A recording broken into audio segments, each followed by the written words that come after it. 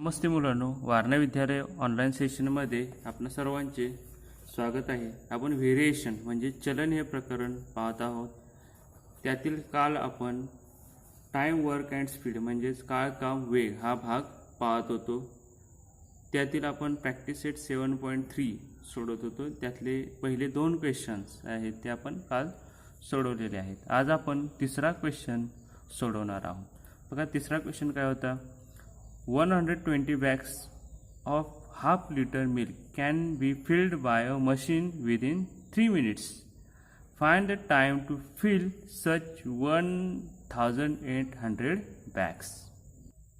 म्हणजेच काय बघा, पिशवीत दूध भरण्याच्या यंत्राद्वारे 3 मिनिटात अर्ध्या लिटरच्या 120 पिशव्या भरल्या जातात. तर 1800 पिशव्या भरण्यासाठी किती वेळ लागेल? काय 3 मिनिटात किती 120 पिशव्या काय होत आहेत भरल्या जात आहेत. तर 1800 पिशव्या भरण्यासाठी किती वेळ लागेल? आता हे उदाहरण पहिल्यांदा डायरेक्ट व्हेरिएशनचं आहे की इनव्हर्स व्हेरिएशनचं आहे ते ओळखलं पाहिजे. बघा, आता 3 मिनिटात 120 पिशव्या भरल्या जात आहेत. तर जास्त पिशव्या म्हणजे 1800 पिशव्या भरण्यासाठी वेळ काय होणार आहे? आणखी जास्त लागणार आहे. जेवढा वेळ जास्त तेवढ्या पिशव्या काय होणार आहे? जास्त. म्हणजे या ठिकाणी काय होत आहे? दोन्ही साईड वाढत आहेत. म्हणजे हे कसलं एक्झाम्पल आहे? तर डायरेक्ट व्हेरिएशनचं आहे. जेवढा वेळ जास्त तेवढ्या पिशव्या काय होणार आहेत? जास्त फिल होणार आहेत, म्हणजे भरल्या जाणार आहेत. म्हणून हे एक्झाम्पल डायरेक्ट व्हेरिएशनचं आहे, हे लक्षात घ्यायचं आहे. या ठिकाणी आपण लिहूया, This is an example of direct variation. म्हणजेच काय, हे समचलनाचे उदाहरण आहे. या ठिकाणी आता आपण नंबर ऑफ बॅग्ससाठी n अक्षर वापरूया आणि टाईमसाठी आपण t अक्षर वापरूया. या ठिकाणी कोणतं अक्षर वापरणार आहे ते आपण लिहूया. Let the number of bags, number of bags कोणतं अक्षर वापरूया? n वापरूया. Number of bags be n and the time taken to fill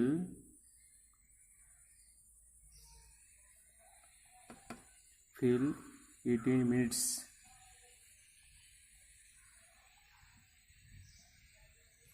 B T म्हणूया. बी टी अक्षर वापरूया. आता मराठी माध्यमाची मुलं काय लिहितील? Let the number of bags म्हणजेच पिशव्यांची संख्या, संख्येसाठी n अक्षर मानू आणि पिशवी भरण्यासाठी लागणारा वेळ यासाठी टी हे अक्षर मानू असं लिहित. आता ह्यामध्ये डायरेक्ट व्हेरिएशन आहे. कशामध्ये? n मध्ये आणि टी मध्ये. मग आता लिहिणार कसं आपण? n alpha T. Direct variation असेल तर काय लिहितो? n अल्फा टी असं लिहितो. आता या ठिकाणी देअरफॉर काय लिहितो आपण? n is equal to K T. म्हणजेच काय? के म्हणजे काय? Constant. K is constant. K is constant. आता आपल्याला माहिती आहे, जर डायरेक्ट व्हेरिएशन असेल तर काय स्थिर असतो? भागाकार म्हणजे डिव्हिजन स्थिर असतं. मग आपण काय करतो? या दोघांचा भागाकार n अपॉन टी केल्यानंतर आपल्याला काय मिळतो? के मिळतो. म्हणजे n upon T is equal to k. हे काय? Is the equation of variation असतं. Is the equation of variation. भागाकार हे काय असतो? भागाकार म्हणजेच इक्वेशन ऑफ व्हेरिएशन असतं. आणि व्यस्त चलनामध्ये काय असतो? गुणाकार असतो. Equation of variation.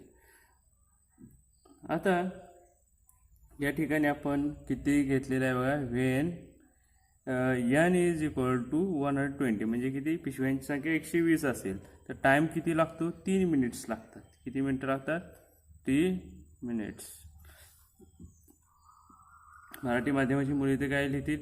Is the equation of variation म्हणजे हे चलनाचे समीकरण आहे. When n is equal to 120 इथं nच अक्षर वापरायचं. इथं टीच हे अक्षर वापरायचं आहे जेव्हा n is equal to 120, t is equal to 3 अशा पद्धतीनं. आता या ठिकाणी आपल्याला काय करायचं आहे, के काढण्यासाठी भागाकार n अपॉन टी म्हणजे 120 अपॉन टी किती आहे 3 इज इक्वल टू काय होणार आहे के. म्हणजेच के ची किंमत आपल्याला किती मिळते बघा 3 चौक 12 म्हणजे किती 40. 40 हे काय झालं constant of variation is the constant of variation is the constant of variation.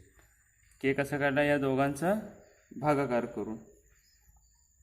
आता या ठिकाणी आपण इक्वेशन लिहिले n upon T is equal to k म्हणजे आता n upon T is equal to k मिळालं आपल्याला 40 म्हणजे हे काय झालं इज द इक्वेशन ऑफ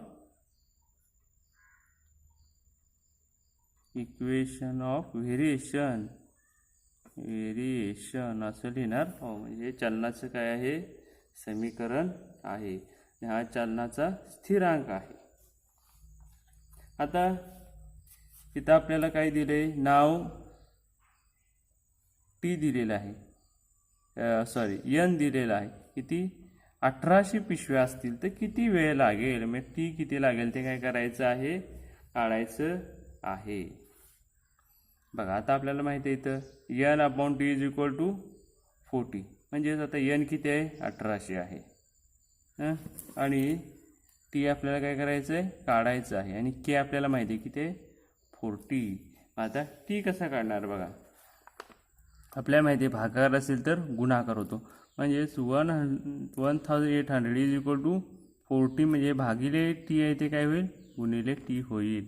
आता टी काढण्यासाठी काय केलं पाहिजे 1800ला 40ने भागलं पाहिजे म्हणजे T is equal to 1800 divided by 40 केलं पाहिजे म्हणजे 1800ला भागलं पाहिजे. बघा 0ला 0 गेला 4 चौक 16 राहिले किती 2 4 पंचे 20 म्हणजे टी किती आलं 45 म्हणजेच 1800 पिशव्या भरण्यासाठी त्या मशीनला किती वेळ लागेल 45 मिनिटं लागतील.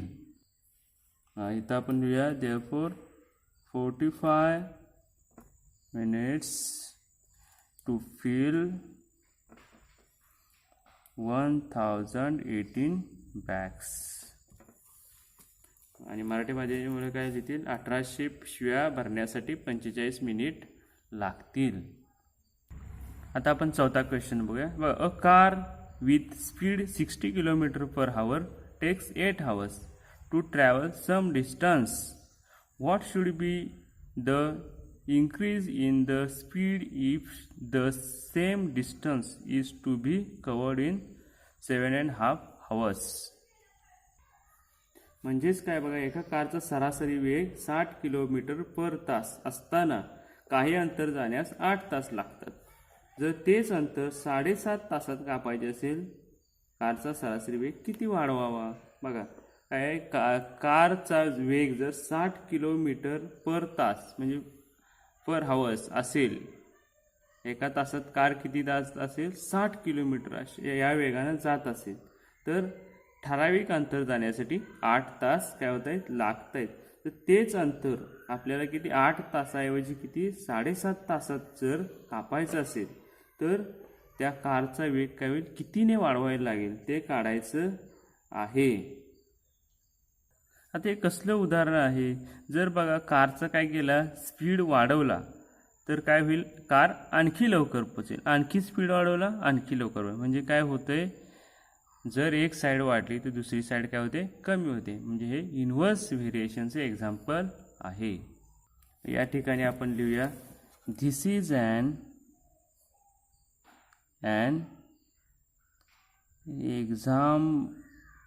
example of inverse variation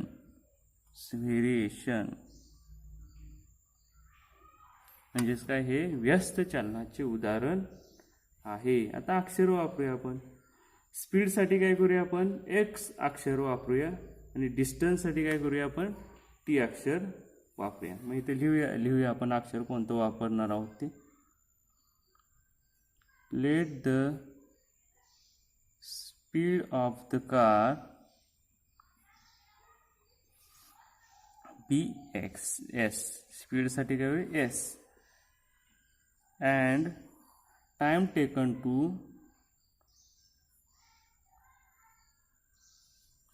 travel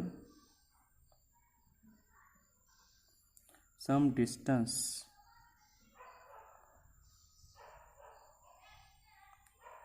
b t डिस्टन्ससाठी काय करूया टी वापरूया. आता या दोघांमध्ये यस आणि टी मध्ये काय आहे इन्व्हर्स व्हेरिएशन आहे. हे दाखवायचं कसं यस इन्व्हर्स अशा पद्धतीनं दाखवायचं आहे. Yes alpha 1/t.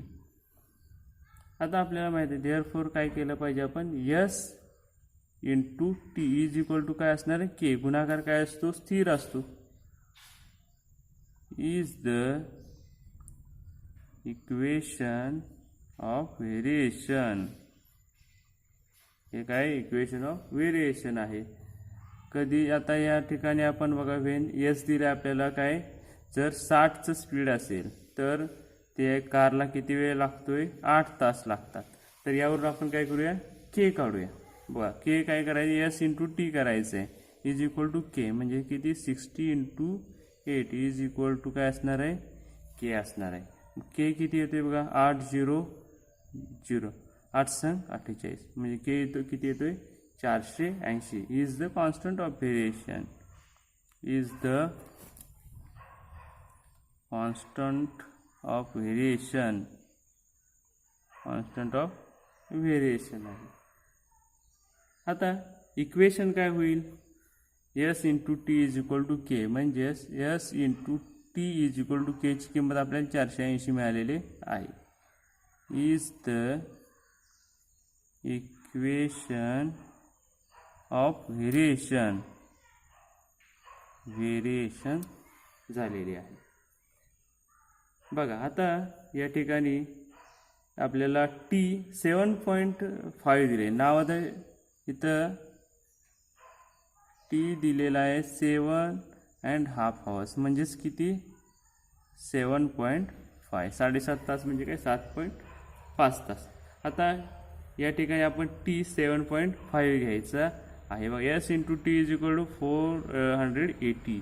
आता या ठिकाणी यस काढायचं आहे म्हणजेच काय यस इंटू टी दिलेलं आहे 7.5 इज इक्वल टू 480 असं करायचं आहे. मग आता आपल्याला यस काढण्यासाठी काय केलं पाहिजे मल्टिप्लिकेशन आहे म्हणजे काय केलं पाहिजे डिव्हिजन केलं पाहिजे. S is equal to 480 divided by 7.5 केलं पाहिजे. 7.5 न भागण्याऐवजी आपण काय करूया हा पॉईंट काढण्यासाठी त्या पॉईंटच्या पुढे एक अंक असेल तिकडे वर एक 0 वाढवायचा आणि खाली काय करायचं पॉईंट काढून टाकायचं म्हणजे 75 आपण काय करू शकतोय भागू शकतो. आता 75 भागायचं आहे आपण तर दोघांनुसार 5 भाग जाते बघा. 5 1 5 5 5 25 5 9 45 3 राहिले 5 सक 30 0. आता परत आपण 5 घालूया 5 त्रिक 15 5 1 5 राहिले किती 4 5 9 45 5 2 10 3 न जातोय 3 सॉरी इथं 5 9 45 इथे 192 येते ते 3 आलं आणि इथे 192 आता 3 न भाग घालवायचं आहे.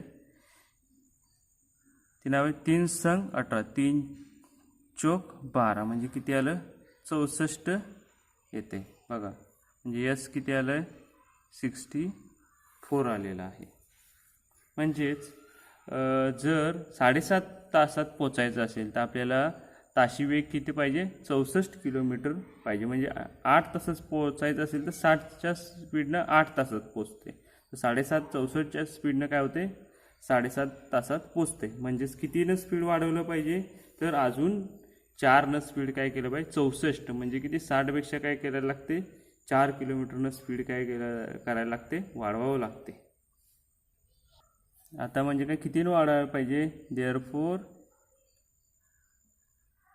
इन्क्रीज इन द स्पीड काय केलं पाहिजे आपल्याला 64 मधून काय केले पाहिजेत 60 काय केले पाहिजेत वजा केले पाहिजेत. म्हणजे हे 64 आलं आहे. आता काय 8 तासात किती 60चं म्हणजे कितीनं वाढायला पाहिजे 64 4 म्हणजेच काय केलं पाहिजे 4 किलोमीटर पर आवर. मग आता इथं आपण पूर्ण वाक्यात लिहूया. The speed of the car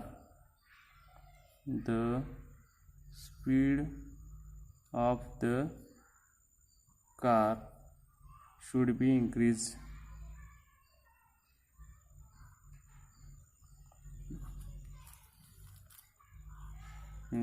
by 4 kilometre per hour. म्हणजे किती केलं पाहिजे स्पीड 4 ने वाढवलं पाहिजे. तर पुढच्या वेळी आता आपण पुढचं प्रकरण चालू करणार आहोत. धन्यवाद.